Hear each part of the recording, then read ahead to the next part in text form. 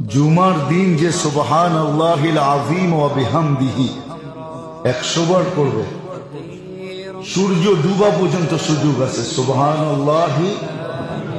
সুবহানাল্লাহিল আযীম ওয়া বিহামদিহি, সুবহানাল্লাহিল আযীম মনে থাকবো, সে 1 লক্ষ নেকি পাবে, তার মা বাবা 12,000 করে পাবে।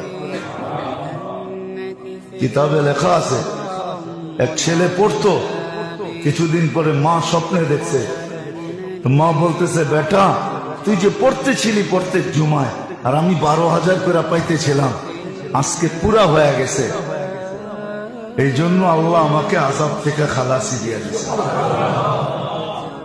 আমাদের পড়া উচিত সুবহানাল্লাহিল আযীম। মনে থাকবে? হ্যাঁ, না মনে হয় ভুলে যাবেন, লেখা রেখেন সুবহানাল্লাহিল আযীম ওয়া বিহামদিহি 100 বার, বেশি